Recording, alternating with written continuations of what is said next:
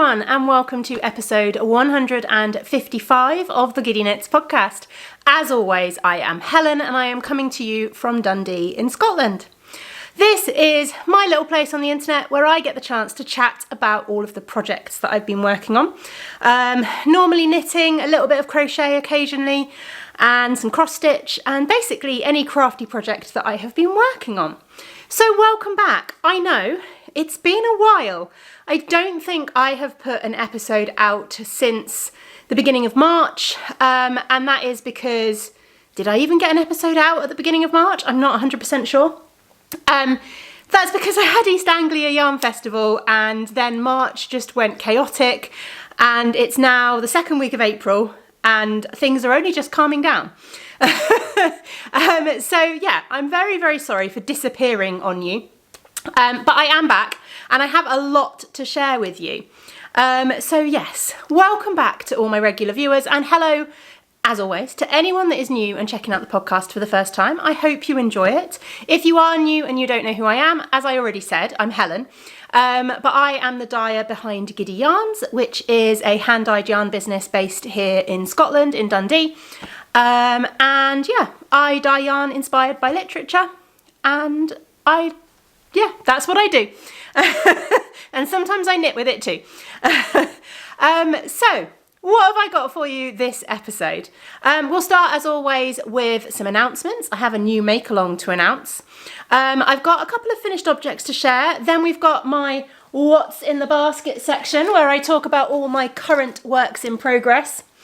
I've got a lot of Yarny Goodness to share this week because I have actually been to 2 yarn shows since I last recorded. So yeah, there is a fair amount of Yarny Goodness. And then I want to finish up the episode, as I usually do, with some shop news. But I'm going to specifically be talking about Advents as well as a few other bits and pieces that will be coming up in the shop this month. I'm playing some catch up on last month. So there's quite a lot getting uploaded to the shop this month. So we will dive in, I think, with the announcements first. So we currently have 3 Makealongs running. We are about to add a 4th. But we have my Giddy Yarns Makealong, which is my year-long Makealong. Basically, if you knit anything that uses at least 50% of my yarn, if you finish it this year, then you can enter it into our Ravelry thread and our Discord threads to be in with the chance of winning a prize. I draw prizes at the end of each quarter. And yeah, it's just my little way of giving back to my customers, and it also lets me see what you're working on with my yarn. I will be drawing prizes in the next episode because I just haven't had a chance to sit down and pick out the prize winners for this episode. And I have a lot to talk about this episode, so we will save that for next time. We also have our bingo crafting challenge running. Again, this is another year-long knit-along, and everybody has created their bingo boards. This is what mine looks like. And you pick 9 little challenges to yourself that you want to try and complete this year. It's meant to be relaxed. It's meant to be a bit of fun. It's meant to just kind of motivate you with your crafting. It's not meant to put any stress on you at all. Yeah, you can find all the details about it in a video I did during December, which I will make sure I link in the description box down below. And yeah, all the details and everything are there. It's not too late to join if you want to come and join in with it. You just have less time to finish your nine goals, basically. But yeah, that is ongoing. I'm going to do like an end of quarter 1 review of my bingo crafting challenge so far and like how I'm getting on with it. I might actually do that as a separate video. Maybe I'll do that. Maybe I'll do it as a separate video rather than putting it in the next video. I didn't want to put it in this one because I've got so much to talk about and so much to share, especially in terms of Yarny Goodness. So yeah, maybe I'll do a separate little video about that in the next few weeks or something like that.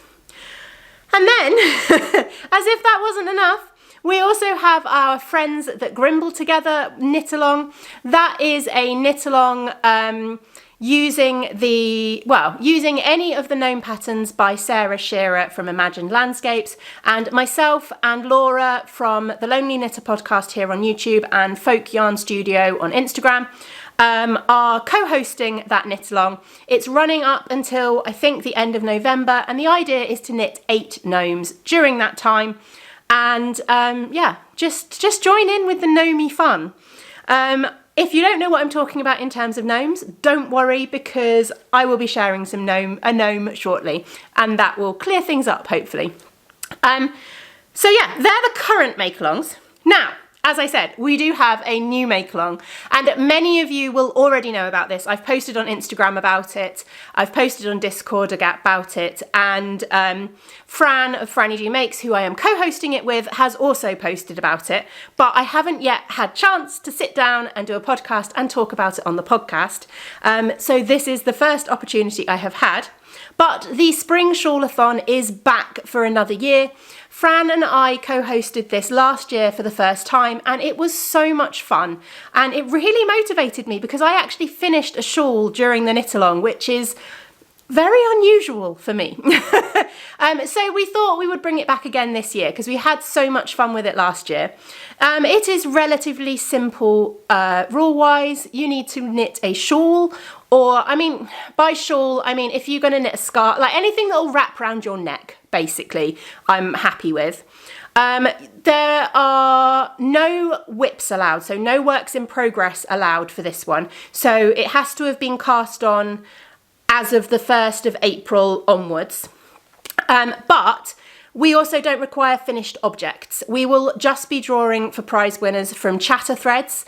So I think Fran will be drawing from a hashtag on Instagram. If you check out her most recent podcast, she talks about it and she will let you know the hashtag. I'm pretty sure it's Spring Shawl-a-thon 2025, but check because I'm only like 98% sure. And if you want to enter for me, then you can enter in our Discord group, and I'm pretty sure I put a thread up in the Ravelry group as well. If I haven't done that, then let me know, because I think I did. But yeah, again, when I say enter, just chat, share what you're working on, share what you're planning to do, chat about it, and we will just be drawing winners from the chatter thread. So there is no kind of desperate pressure to get things finished. It's just meant to be relaxed and fun. I have started a shawl and I will be sharing it a little bit later on. But yeah, there will be prizes, of course. I think I'm going to put together a few little shawl packs. So like 2-colour shawl sets and stuff like that from my yarn, as my kind of prize packages, I guess, is what I'm trying to say. So yeah, if there are any makers out there who would like to donate prizes to any of the giveaways, then that would be amazing. But yeah, specifically for the Spring Shawl-a-thon, because that is the one that is most imminently going to end. Yeah, I didn't say dates, did I? So it's running from the 1st of April through to the end of June. So we will be drawing prizes kind of the beginning of July, that kind of thing. So you've got a good 3 months to make your shawl. Some people made multiple last year. And yeah, just come and join the fun. It is really, really good fun, and it's really relaxed. And I am already awed by the amazing shawls that everybody is making so far. Right, let's move on to some finished objects, because I do have 2 finished objects, which, considering how busy March has been, I'm quite pleased with. So first of all, I finished another gnome. We finished Nicole. So Nicole is a gnome from the Gnomes of Grimblewood book by Sarah Shearer. And I did the 4-ply version, and I used my Spice gnome kit.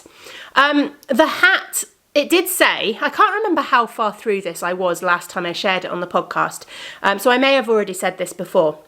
It did say in the pattern that you needed 26 grams of yarn for the hat. I did get the hat out of 20 grams of yarn, and I would have had enough left for the tassel. But then I am quite a tight knitter, so I do tend to use less yarn than a pattern calls for. So yeah, if you're knitting, Nicole, using one of the 20 gram kits, then just bear that in mind, because it may be that you end up needing to kind of finish the top of your hat off in the beard colour or something like that. That was what I was kind of planning to do if I did run out of yarn. I was going to kind of stripe it in and then fade it up to the top of the hat. But I didn't need to, because I had plenty of yarn. I love Nicole's little crimpy beard. Looks like she got the kind of 90s crimper out and has crimped her beard. Yeah, it's such a fun gnome. She's really quite big as well.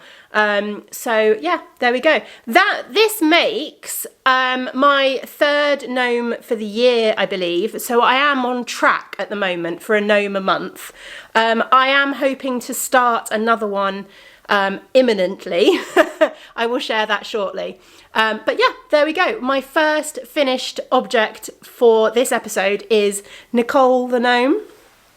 And then I also finished a pair of socks, which is very nice because I have been having a little bit of a sock slump, certainly last year. And I am trying to kind of find ways to get myself out of that. And we're kind of doing that by only ever working on one pair of socks at a time. And I'm trying to work through some of my sock whips. And so far, it seems to be working. I'm also trying to, I don't know why the camera decided to stop focusing on me there. I am also trying to work my socks concurrently. So when I pick up kind of pairs that I've only started one of previously, I am trying to kind of catch up and knit the second sock at the same time, because that seems to work for me. But this was a very interesting pair of socks. So I finished my Christmas cracker socks. So that's the pattern. It is the Christmas cracker socks by Twinset and Pearl. Now I did alter the pattern slightly because let's see if we can get this to focus properly. There we go. So this patterned bit here, which I'll spin it this way around. I think you can see it better on the darker green here, which is a fun kind of garter stitch and lace pattern. I don't know how well it's going to show up on camera. I shortened it. It was supposed to be 2.5 repeats of the pattern. I think I did 1.5 repeats of the pattern. It's also supposed to go all the way around the leg, but I've spoken in the past about how I find a 68 stitch sock fits my foot the best. And I know I could go down, no, I could go up a needle size to make it fit me, like to do a 64 stitch sock, or I could go down a needle size and do a 72 stitch sock, but I didn't really want to. I quite like the gauge that I get on my socks. So I've just gone up a couple of stitches. But what it does mean is when I knit pattern socks, I often have to alter the pattern slightly to make them work. And generally I do that by just doing them on the front of the leg rather than doing them all the way around the leg, because then I can just add a stitch before I start the pattern on each end of the needle, if that makes sense. I hope that makes sense. But yeah, that's the pattern. I knit it using this yarn, using yarn from Hannah at the Corner of Craft, or even Chromatic Yarns, and I used the Oh Christmas Drag colourway, which was, I can't remember when it was. It was a Christmas colourway from either last year or the year before. I cast these on Christmas Eve. They were my Christmas Eve cast on socks, and it's taken me till now to finish them. But these, one thing I found really interesting with these is the way they've both knit up quite differently, as you can see. So the pooling in these was a lot more obvious around the foot there. And it was also a lot lighter, which is quite interesting, compared to the pooling in the other ones. And it just kind of shows how tension can change things and how just like the magic of hand-dyed yarn. I really like these. I am quite a fan of pooling when it comes to socks. I'm not such a fan of pooling when it comes to garments. But when it comes to socks, anything goes in my mind because they're just fun and they go on your feet. So I find it quite interesting in how different these two have come out. But yeah, I absolutely love them. So that is my other finished object for the episode. Okay, what's in the basket? So there's chaos in the basket at the moment. Right, let's start with the things that I haven't actually cast on yet or haven't started yet. And we'll start with socks. So obviously I finished a pair of socks. So I went into my whip cupboard and I dug out another pair of socks to work on. And you may recognise these because they've definitely been on the podcast before. I just haven't touched them for a long time.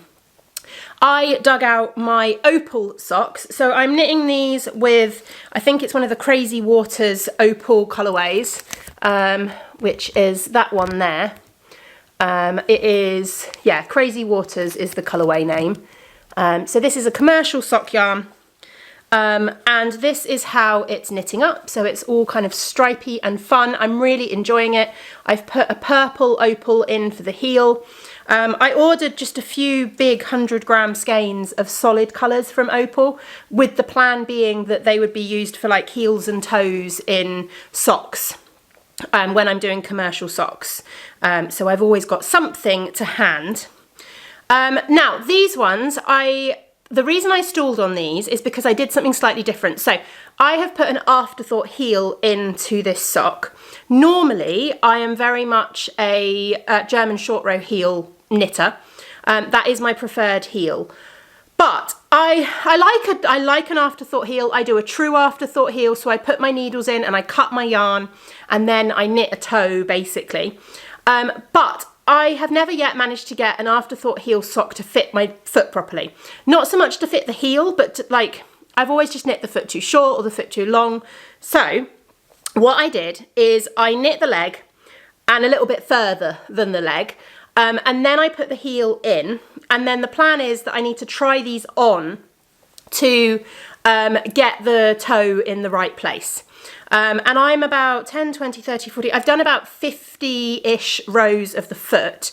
So I'm getting to the stage. So normally with a German short row heel, I would do 65 rows of the foot and then put the toe in. But I want to just try it a little bit earlier with this heel. I think this heel gives me maybe a little bit, I don't know, I think it maybe gives me a little bit more space. Let's see. Oh, I've thrown Nicole the gnome on the floor. So compared to the German short row heel in here, yes, so I think I get a little, oh no, they're quite similar actually. There's not much in it. So it will be interesting to see whether I'm a similar kind of length for the leg, which if I am, would be a bit frustrating because why would they have not fit in the past if I just knit 65 rows for the foot? I don't know. Anyway, we're going to try them on and we're going to do it that way. Now, having just talked about how I've been knitting my socks concurrently and that's what I'm going to do, I'm not going to do that with these, only because I've picked these up and I am so close to the end of this sock. In my brain, it makes sense for me to finish this sock, get the fit right, and then I will know how many rows I need to do after the heel and everything when I knit the second sock. So that will just be easier. And I shouldn't get second sock syndrome because obviously it's been a long time since I worked on this one. So it will be like knitting on a completely fresh sock. But they are the next socks that I am going to be picking up and working on. And I also finished a gnome. So therefore I need to start a new gnome. And unsurprisingly, if you are a follower of the gnome world, I am going to be starting Professor Fungi, who is the new mystery gnome from Sarah Shearer at Imagined Landscapes. I am using one of my kits that I dyed up specifically. Now, I know what Professor Fungi looks like because I was one of the participating dyers for the Mystery Knit Along. So I got a little sneak peek of Professor Fungi in order to be able to dye up colours accurately. And I'm going to be using my amethyst kit, which is this one here, greys and purples. And yeah, I did try and start him last night, But the first clue, we're well past the first clue, so this is not a spoiler really. The first clue is lots of fiddly bits. And normally, they're the bits that you knit at the end of a gnome, but you're knitting them at the beginning of a gnome. So yeah, I started doing it and it involved different complicated cast-ons, and my brain was just not in the right place for it last night. It was too late and I was too tired. So I am going to try again tonight, hopefully being less tired. So yeah, Professor Fungi will be hopefully my April gnome. I am hoping to get him finished by the end of the month. I think once I've kind of got through these little fiddly bits, it will fly off the needles. And I am a little bit behind because the first clue came out on the 7th. No, sorry, the first clue came out on the 2nd of April and it's now the 8th of April. So there are lots of clues out already and I can definitely, I'll be catching up. So I'm not going to need to wait for things or anything like that. So yeah, that is the next one. Now, shall we move on to another new project? Why not? It's on top. Let's go for another new one. Spring Shawlathon, of course, meant that I needed to cast on a shawl. So I'd been having a think about it and I'd been trying to decide what to do. Last year, I cast on a Vertices Unite, which is a pattern by Stephen West, and it was actually my second one. And I really enjoyed it and I finished it within the month, and yeah, it worked really well for me. And I think that modular style of shawl works really well for me because you don't get to the stage where you've got ridiculously long rows, which is something that I struggle with. So I wanted to do another modular style shawl, and in the end I picked out the jig shawl blanket, the jig shawl puzzle. There is also a jig shawl blanket by Stephen West again. And this is a modular one. You make it with lots of little shapes and lots of little bits and pieces that go together. And I thought that would work really well. But one of my squares on my bingo board is to finish an Advent project. So I thought, why not kill two birds with one stone and make this shawl out of an Advent? Which means it's not going to look, it's not going to look quite like all the other ones because of the way I'm doing it. But I'm really enjoying it, and I think it's going to work really well, and I think it's going to look really interesting. So this is the stage I am at the moment. So this bit here is section 1. I ran out of colour 1 partway through section 1. So I started section 2, I started colour 2. This triangle just here is section 2, and I used the rest of colour 2 to finish that off. So normally you would have a colour difference here between colours 1 and 2, but I just thought I'm just going to carry on that yarn, so that's what I did. We then moved into colour 3 for the beginning of section 3, I think, or is it over here? Yes, yeah, colour 3 for the beginning of section 3, but again, I ran out partway through, so I went on to colour 4, which is this bit here. I then started section 4 with colour 4, and I have just run out of colour 4, so I'm going to carry on with colour 5. And that's kind of my plan. There are 22 sections in total, and having looked at the yardage recommendations and everything like that, I have more than enough yarn in order to make it work. There are some bigger sections like this first section where I'm going to have to use more than one colour, but there are also some really tiny sections like this little triangle where I will easily use one colour and have plenty left over to kind of work into the next section. But the way it works in the pattern, you kind of have little spirals. So hang on a second, which is the, yeah, so this bit here I think is the top edge. So we've got we have a little spiral of colour here, but then it's going to have another spiral of colour in the other triangle in the other part of the shawl, and then another. So it's really hard to explain. You'll have to just watch it grow, to be honest. But having looked at it and thought about the colour progression of this advent calendar, I think it's going to work really, really well. The advent calendar, I haven't spoken about that. I can't remember what year this is from. I think this might be the 2023 one, but this is one of Erin at Henny Penny Makes advent calendars, and this year's one is the one I'm using for this year. Hang on, the one I'm using for this shawl even is a fade, as you can probably tell so far. But it starts in like the browns and oranges, and it moves through to reds, to pinks, to purples, to blues, and then greens, I think. So it's going to work really well, but it is a little bit different to how the shawl would usually look, just because of the way that I'm going to be using the colours. But I'm really enjoying it. What else can I tell you about it? Oh, it's 4-ply held double, which is one of my favourite things in the world. I absolutely love 4-ply held double. I don't know what it is about it, but I really, really love the way that yarn knits up like that, and I love the fabric it makes, and it is just one of my favourite things, which also makes me even more excited for this project.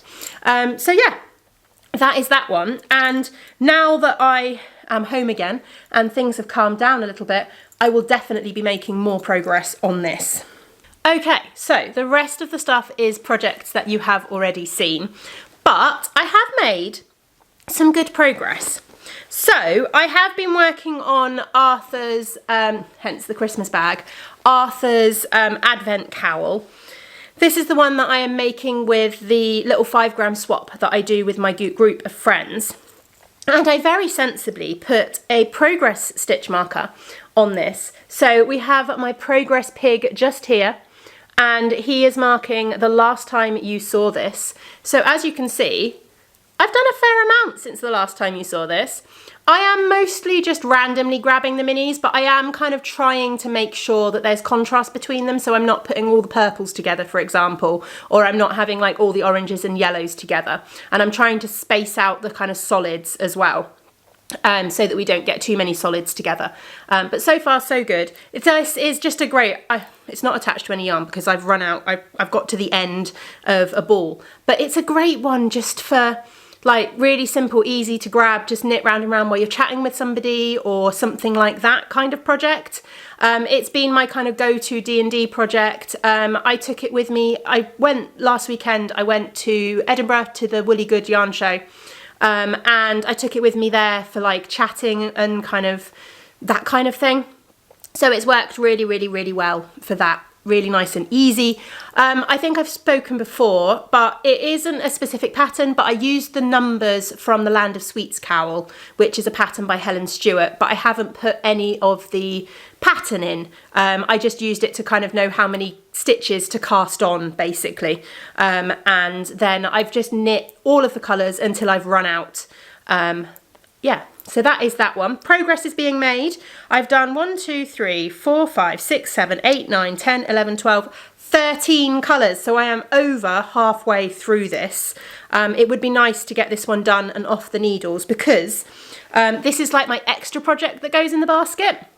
And I would quite like to continue my colourwork journey and get my colourwork mittens cast on, which means I need space in the basket for a extra project.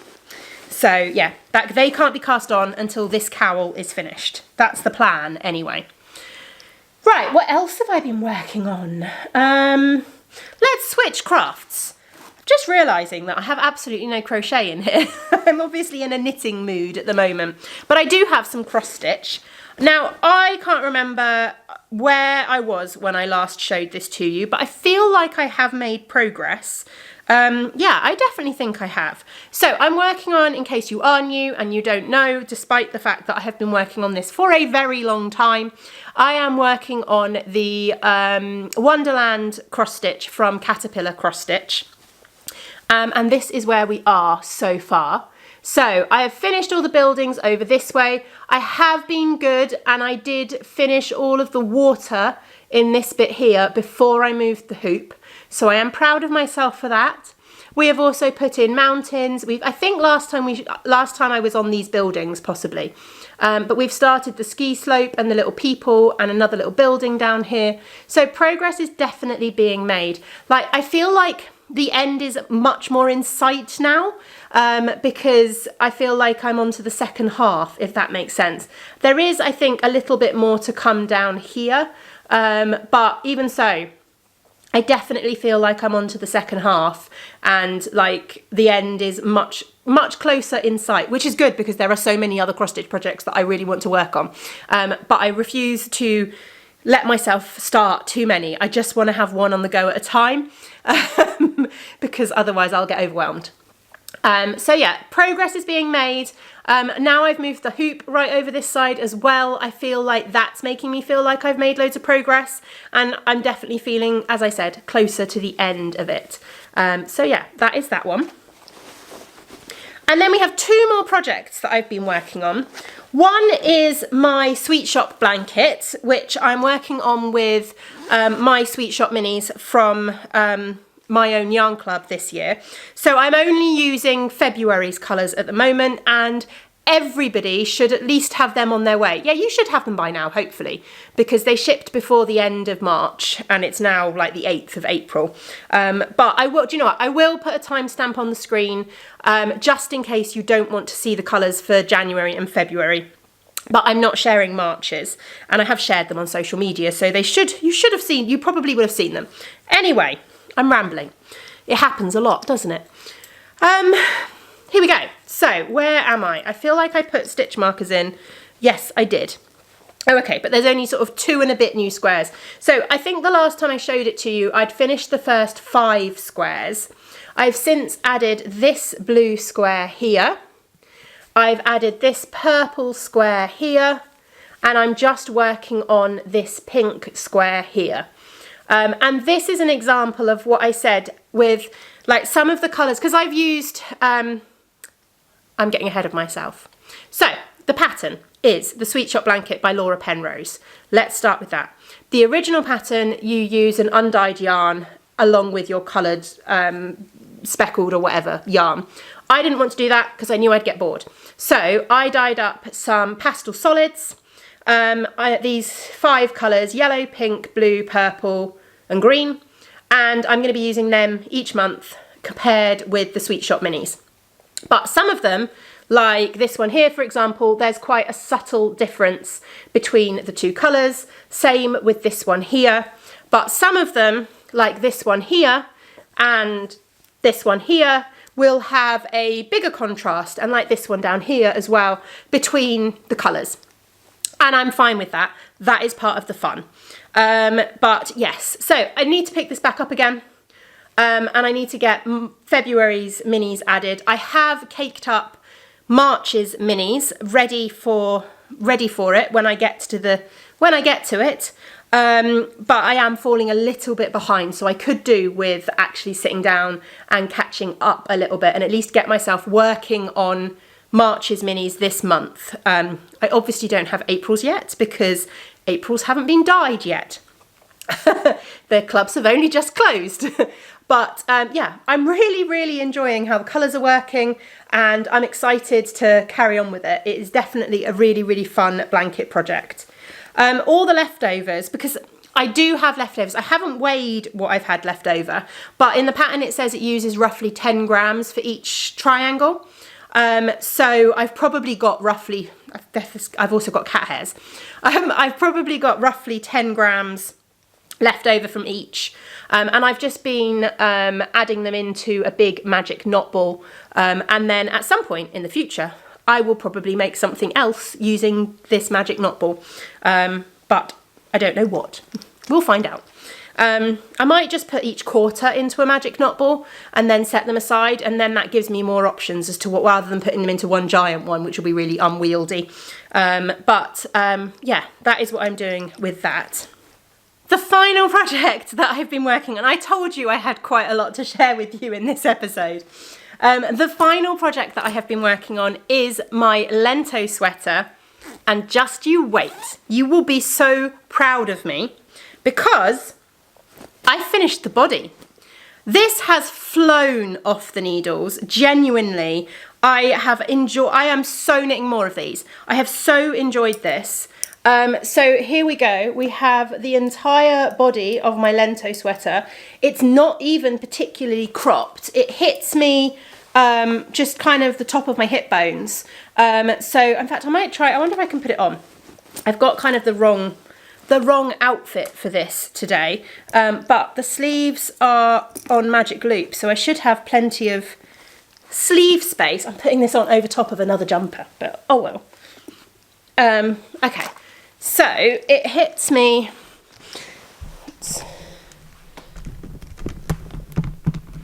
There we go. Let's rearrange like that. So it hits me. That is a really awkward angle. But as you can see, it kind of hits me.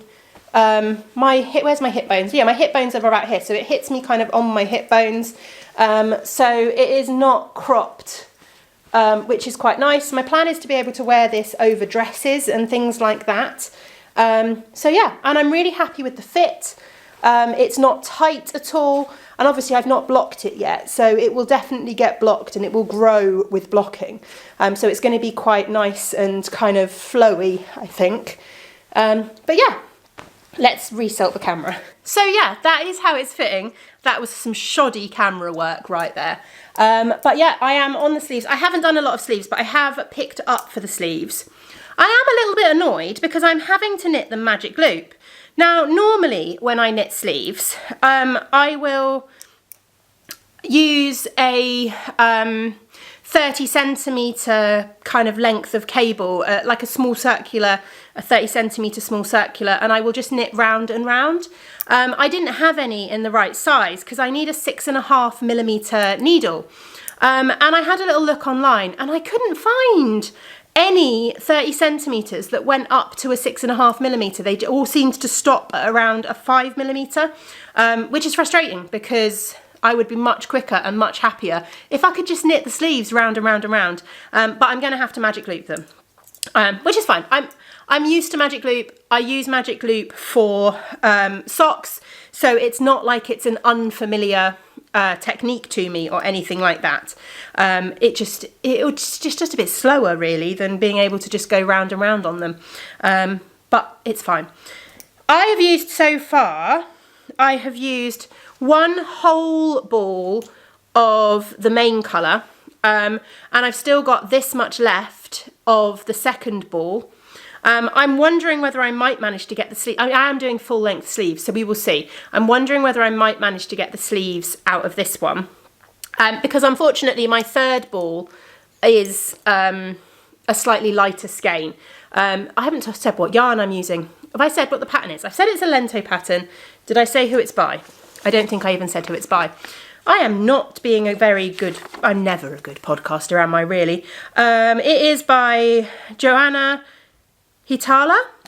It was published in Lane originally, and the yarn I'm using is my own yarn. This is Giddy Yarns. So this is Don't Leave the Path, and I'm holding it with my fluff, which is fern. This is a Surrey alpaca and silk fluff because I am allergic to mohair, but this is amazing.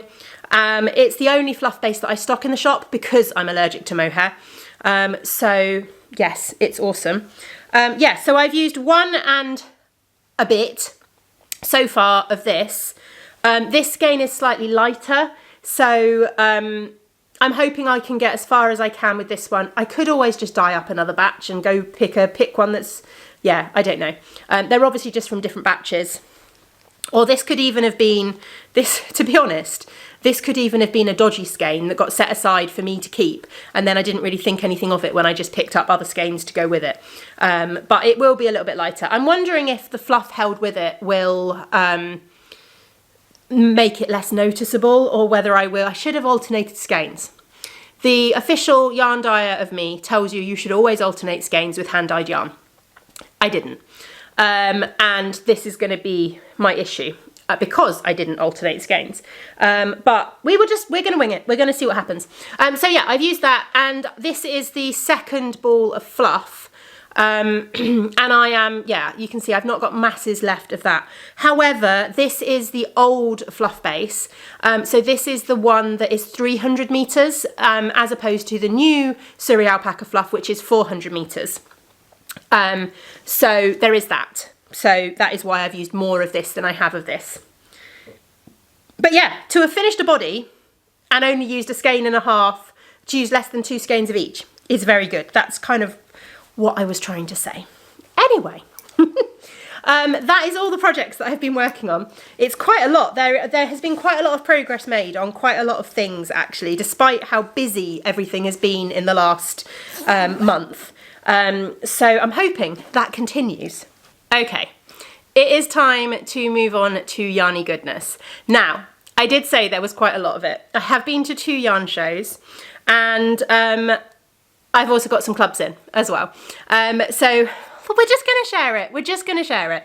I have been tracking it, and I still don't feel like I'm doing too badly, actually, with in versus out at the moment.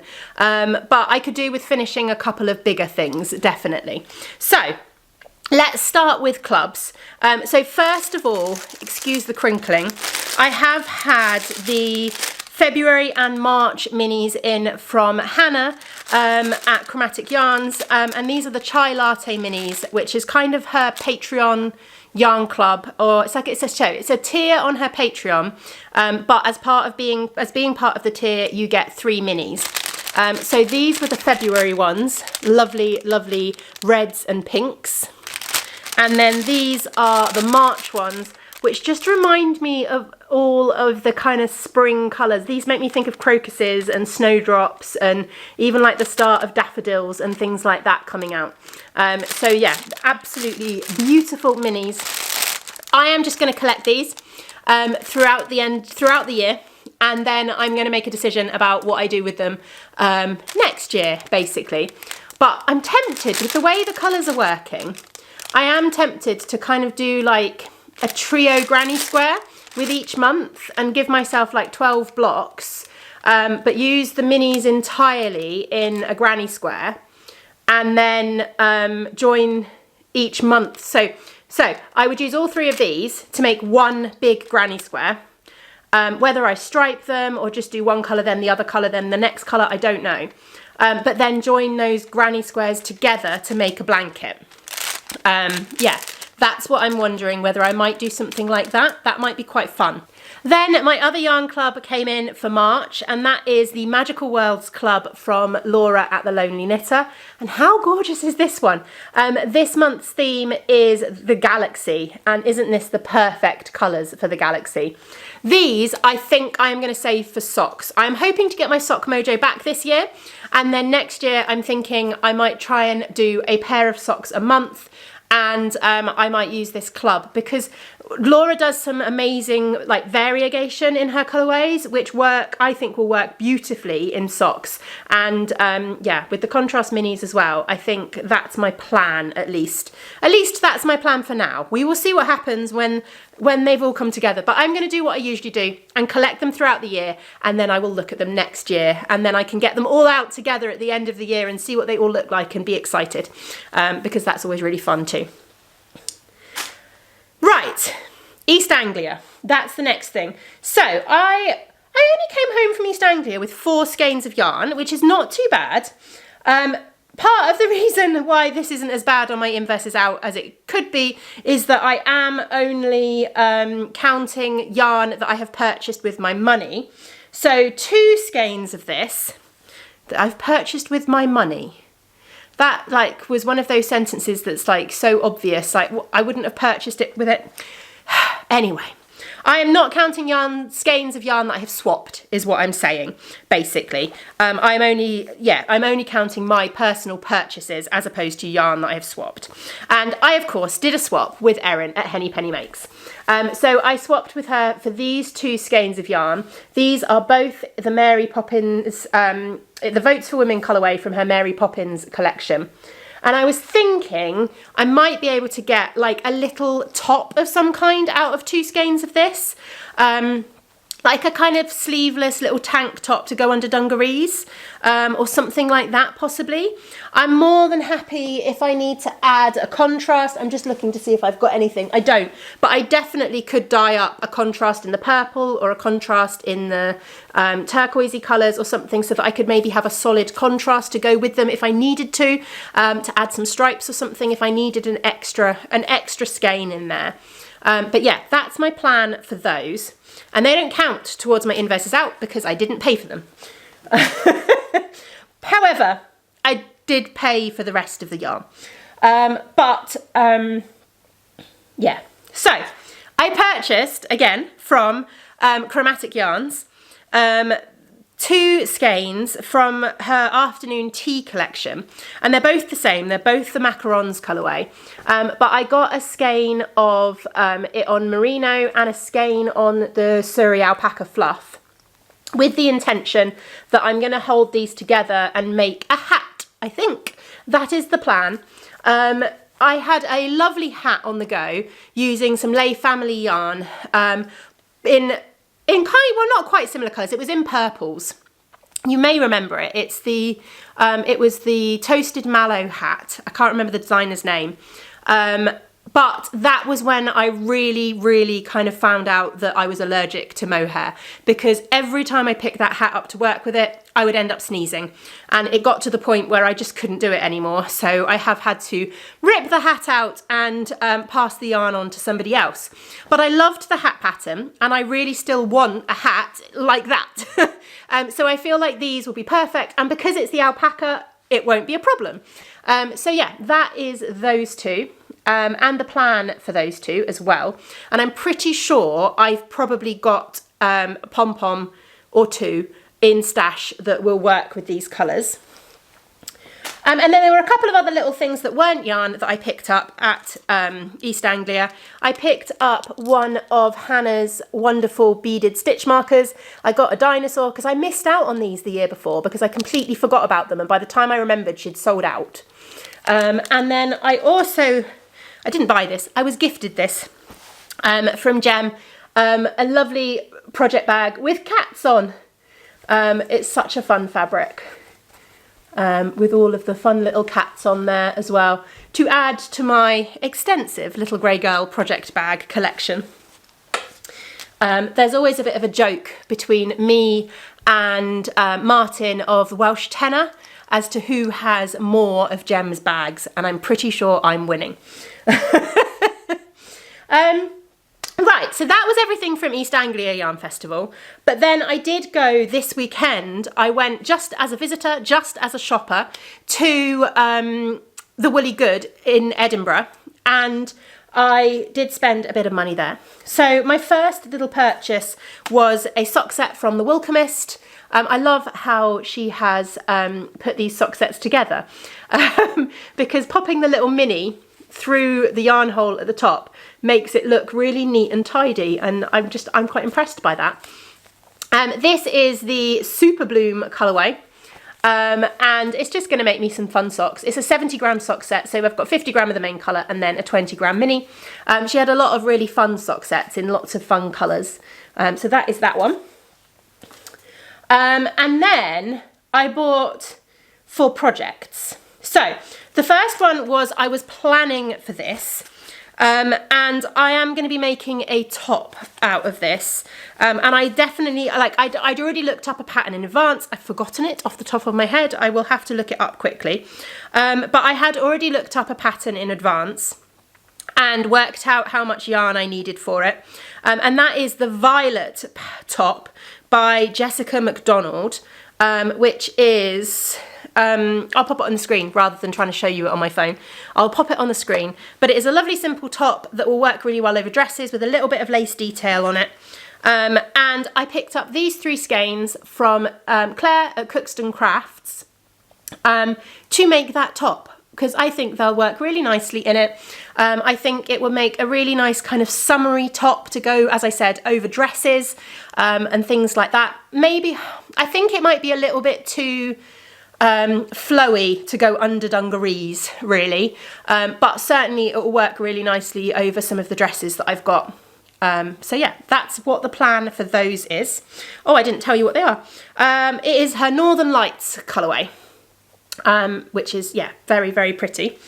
And then I also picked up this skein of DK Boucle from Mammy and Florrie. This is the Sunset at Llandonna Beach.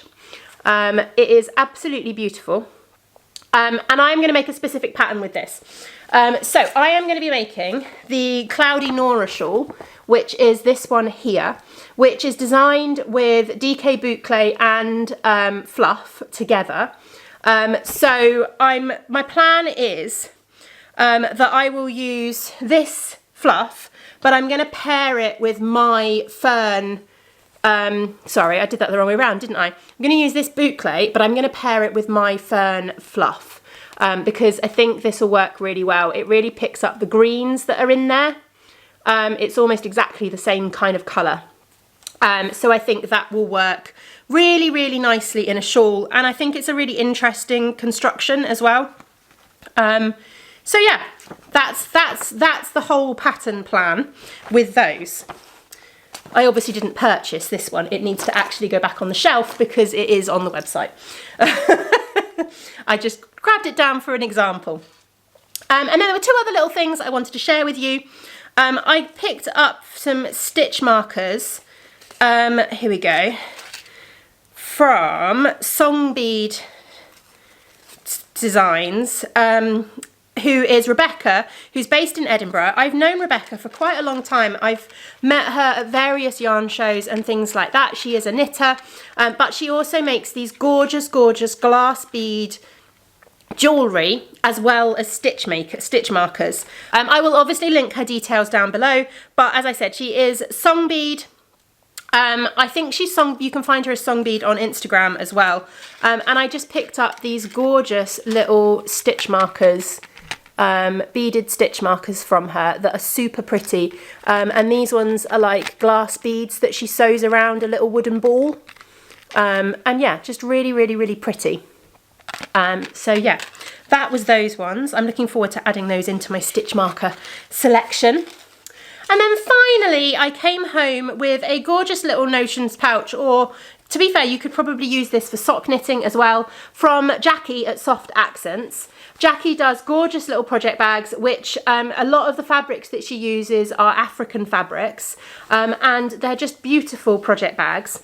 I was picking one out with the intention of it becoming a Patreon prize. So my wonderful Patreons out there, you are getting a sneak peek of your giveaway for April, because this is definitely part of it. So yeah, absolutely lovely. Jackie's bags are brilliant. Yeah, you can find Jackie, again, I'll link down below, but you can find Jackie on Instagram as Soft Accents. And she does a lot of different sized project bags. This is just one of the smaller pouches that she does. But yeah, the fabrics that she does are beautiful. So yeah, that is it. That is everything. That is all of the Yarny Goodness, I promise. It is a lot, I know, but yeah, 2 yarn shows in there. And just a whole month of probably more than a month. I can't remember when the last episode went up. It might even have been the end of February. I can't remember. But yeah, a fair bit of Yarny Goodness arrived. Right, we have come to the final section.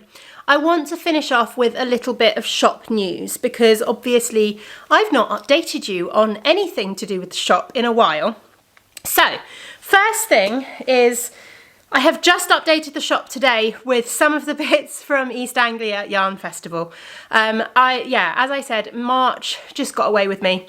There was so much to do after the show, and we had a lot going on family-wise as well, as we have got this month as well, actually. Not in a bad way, but there's just a lot family-wise going on. We've got visitors and all kinds of things in April. So it's taken me a while to start getting all of the East Anglia stock back on the website, but I'm getting there. So today I have updated gnome kits. So there are a whole host of gnome kits that have been restocked, and I have also added the Gnomes of Grimblewood book to the website. So this is the book that Norrie is in and Nicole is in, who are the ones I've knit relatively recently, and there are other gnomes in there as well. There are 8 gnomes in total, I believe, in the book. And it's brilliant. It's great. It's wonderful. If you are a fan of gnomes like me and you don't have it yet, you should buy it. But yeah, they are now available on my website, along with a whole host of gnome kits. Then I've also updated today the Wind in the Willows collection, so that has been restocked. I've also sorted out the die to order listings as well for the Wind in the Willows collection.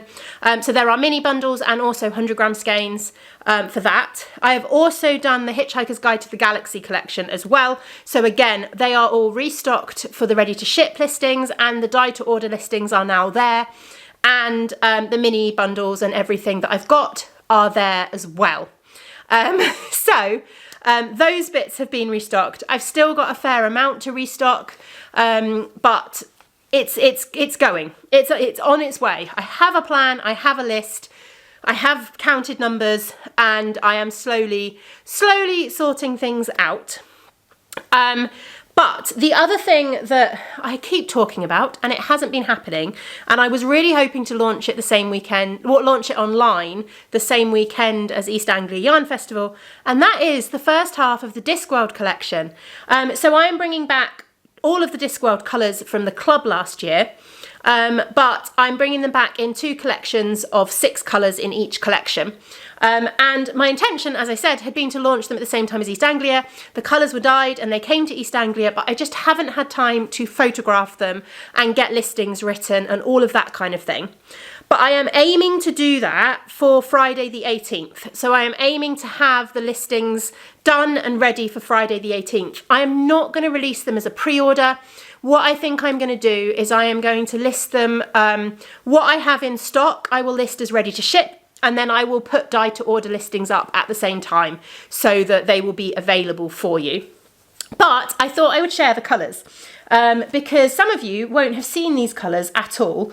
And I have sock samples, so I can show you those at the same time. So first of all, we have got Ankh-Morpork, which is this one here. Lots of lovely speckles. There's some blues and browns and oranges and all kinds of speckles in this one. So that is Ankh-Morpork, and this is the sock sample that shows you kind of how it knits up roughly.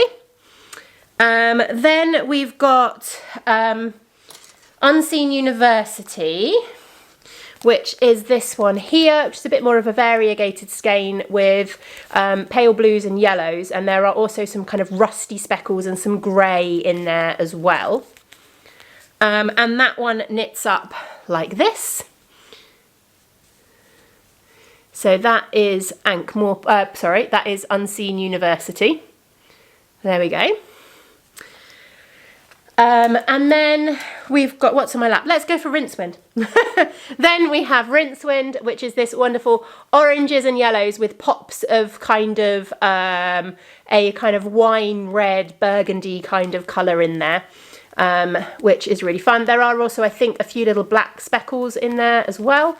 So that is Rincewind, and this is how Rincewind knits up. I really like this one. I am not a fan of orange. I do not like orange particularly, or yellow. They are not my favourite colours, but I do really like the pop of kind of the burgundy-ish, reddish pops in this one. So I do very much enjoy this colourway. Then we have got Nanny Og, which is this one here. I'm showing you the sock first because why not? So Nanny Og is a feast of greens and blacks and oranges. And here she is in the skein. There we go. So yeah, lots and lots of colours in there. And then we've got the Greater Chewin. My brain went then. I was like, hang on a second, what's this? Oh, well, we're going sock first again. Oh, well. Which is greens and blues. This is my favourite. Oh, no, it's not. It's my second favourite. Not that I have favourites at all. But yeah, this one is my second favourite. I will show you it in the actual skein, shall I? There we go. So this is Greater Chewin in the skein. And then finally, we have Death. This is my favourite. It's very much my colours. So this is Death, who is a mix of blues and some purples and some kind of turquoisey colours in there as well. Yeah, this is definitely my favourite colourway from this part of the collection. And again, that is how Death knits up in a sock. I really like Death. Death is my favourite for the collection. And of course, it wouldn't be a Giddy Yarns collection without a mini bundle. So there are 10 gram and 20 gram mini bundles of all of the colours. There are 6 colours in the collection, and there are bundles containing all 6 colours. So yeah, I'm hoping to get that all online by the 18th of April. I'm planning to do it properly and hopefully get newsletters out and social media posts out and all of that kind of thing. But yes, I know that some of you have been waiting for it, and I'm so sorry it's been delayed. It's been a lot the last couple of months. But yeah, I will also at the same time aim to list any of the Hogfather spares, because I did a re-dye of that back in February and they've all shipped now, but I have got quite a lot of spares. I've got quite a lot of mini sets spare, but yeah, I will try and get that all online around that same type of time. Right, last thing is the big thing. Advents. There has been so much talk on social media of everyone launching their advents and releasing their advents and everything like that. Mine will, as always, release on the 1st of May. And part of the reason I leave it until the 1st of May is because I ship in October. And that's 6 months. So yeah, June, July, August, September, October, well, May, June, July, August, September, October is 6 months. And if you pay via PayPal, you get buyer's protection. Like PayPal have their own buyer's protection, but that buyer's protection only has a 6-month window. So I like to make sure that you're only ever having a pre-order within that 6-month window, because if anything goes wrong, not that I anticipate it being, and it hasn't done in the 8 years, I think, that I have been running Giddy Yarns, I've never had an issue. But, you know, touch wood, if the worst should happen and something dreadful happens and there is a reason you cannot get your advent, but you also can't get in touch with me, then you are protected by the PayPal buyer's protection and you'll be able to get your money back. But if I extend that pre-order beyond 6 months, that won't happen, basically. So that's why I like to wait until the 1st of May and not release it any earlier, basically. So yeah, but my advent will be launching on the 1st of May. I don't have artwork or mood boards to share with you quite yet. They are in progress, they are coming. And I will be sharing them with you towards the end of April. But my theme for this year is Little Women. We are going to be inspired by the book Little Women by Louisa May Alcott. It's one of my favourite books of all time. I did do a Little Women collection 5-6 years ago, something like that. But this is going to be a completely fresh reimagining of the whole thing. It will be So it's not going to be a pure fade, not like my Midsummer Night's Dream one, which was a pure fade. But it will be more of a fade than the Hogfather one was last year. But my plan is to incorporate a few gently variegated colours. So where we move, maybe, I'm trying to think, obviously I don't have a mood board to show you, but where we move, say, from, I can't even remember what colours are on the mood board, where we move, say, from a pink to a purple, there may be some skeins that are gently variegated between pink and purple, or we might have some skeins that are gently variegated between blue and purple, but they will follow that kind of colour sequence, if that makes sense. But I don't want to call it a pure fade, because I am going to incorporate some speckles in there, I am going to incorporate some variegation in there, but they will all flow through the colour palette, if that makes sense, hopefully. And once you see the colour palette, hopefully you'll be able to visualise that a lot more. But the plan for this year is to be kind of dusky pastels with speckles, and a little bit of variegation. That is the plan this year. And the Little Women Advent is very much a daily advent, so you will get 24 mini skeins in there. I will also do the option, as I usually do, to add a 100-gram skein if you want to for Christmas Day.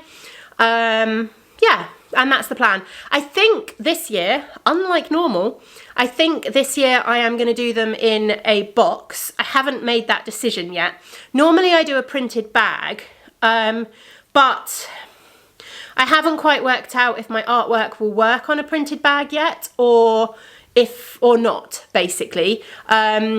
So yeah, I haven't decided yet, but they will be the same as I have always done them. When I say they'll be in a box, I mean they'll be in like a a big box that everything is in, as opposed to like a chocolate advent with little boxes and little bits that you open. I will be sticking with my traditional sweet bag kind of wrapping, but mostly because I know quite a lot of you have those hand sewn advent calendars with the little pockets, and you quite like putting your yarn in those, which obviously you can't do when it's in a chocolate advent style box. Words are failing me at this point in the podcast. But yes, they will be launching on the 1st of May. I will be announcing everything on social media and on my newsletter. So, you know, make sure you're following me in those places for all the updates, basically. But yeah, as for a weekly advent, I haven't decided yet. I am not sure whether I'm going to do one this year. Let me know in the comments whether you would like me to do a weekly advent. Last year I did both, and it was a hell of a lot of work to do on my own. But it all depends on numbers, basically. So what I'm kind of wondering is whether I might leave the weekly advent until, because the weekly advent is a lot less hassle to dye, but the timings didn't work this last year because everything was due to ship at the same time, which meant I was dealing with the mini skein advents, which is a ridiculous amount of work. But then I was also having to deal with the weekly advents, and I was wrapping them all individually, and trying to do them all at the same time really didn't work. So I feel like I kind of want to stagger them a little bit this year, which is partly why I'm not launching necessarily on the 1st of May. I'm thinking what I might do is hold off and launch the weekly advents later in the year when I've got a better idea of numbers, I've got a better idea of where I am progress-wise through dyeing the advents, and I've got a better idea of how my autumn is looking as well, as to like whether I've got yarn shows, what I'm doing for school holidays, and I can get a bit of a better idea as to my scheduling as to when I want to get things dyed so that it isn't all last minute chaos. So yeah, if I do a weekly advent, it will be coming a little bit later in the year. I will still try and make sure that you can have a payment plan, because that is something I haven't said. With my advents, you can absolutely pay either upfront, or you can use my You can use my payment plan option, which splits the cost in 4, basically. So your first payment would be in May, and you would pay 25% plus postage, and then you'll get an invoice in June, July and August for, again, 25%, but you'll have already paid the postage. Yeah, that is an option as always, and there's no extra charge for that. It's literally the same cost as the full advent, just divided into 4 payments. There's no like admin fee added or anything like that, but it is absolutely an option. And if I do weekly advents later in the year, I will do my best, because the thing is, they could ship in November. This is what I'm thinking, potentially. They could ship at the, like, I could fiddle the timings, I could work things out. Anyway, you don't need the inside of my brain thrown at you. But I will make sure I work a way for a payment plan to happen for the weekly advents, even if I do them slightly later in the year. You just won't be able to spread the cost quite as far, but we will make it work, definitely. Anyway, I'm going to stop rambling. I have recorded this podcast in much shorter segments than I normally do. I have absolutely no idea how long it's going to be, but I will find out during the editing process. But I did want to say thank you very, very much for watching. And if you have got to the end of the podcast and you would like to leave me an emoji, because all of that interaction really, really helps my channel, then why not leave me an emoji that makes you think of Little Women? Whether that is a book emoji, or whether it is a piano emoji for Beth, or an artist's palette for Amy, or, you know, anything you can think of that makes you think of Little Women. Leave me that emoji down in the comments. But also let me know what you think about a weekly advent. Do you want there to be a weekly advent? Or, yeah, what are your thoughts? Chat to me in the comments, because I like to read them. And I will see you again very soon, hopefully on schedule with the next episode. Thank you for watching. Bye.